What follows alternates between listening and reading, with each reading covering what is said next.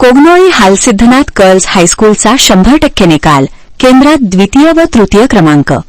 अल्पावधीतच नावारूपास आलेल्या श्री हालसिद्धनाथ एज्युकेशन सोसायटीच्या हालसिद्धनाथ गर्ल्स हायस्कूलने 10वी परीक्षेत यश मिळवले आहे. शाळेचा निकाल 100% लागला असून कोगनोळी केंद्रात द्वितीय व तृतीय क्रमांक पटकावल्याने विना अनुदानित संस्थेतील विद्यार्थिनीचे कौतुक होत आहे. श्रेयसी संदीप पाटील हिने 625 पैकी 595 गुण 95.20% मिळवून शाळेत प्रथम व केंद्रात द्वितीय क्रमांक पटकावला. वैभवी विलास पाटील हिने 625 पैकी 596 गुण 93.76% मिळवून केंद्रात तृतीय व शाळेत द्वितीय क्रमांक मिळवला. उत्कर्षा उत्तम पवार व कुमारी समीक्षा नवनाथ चौगुले या दोघींनी प्रत्येकी 625 पैकी 573 गुण 92% मिळवून शाळेत तृतीय क्रमांक प्राप्त केला. यावर्षी शाळेतून एकूण 39 विद्यार्थिनी परीक्षेला प्रविष्ट झाल्या होत्या.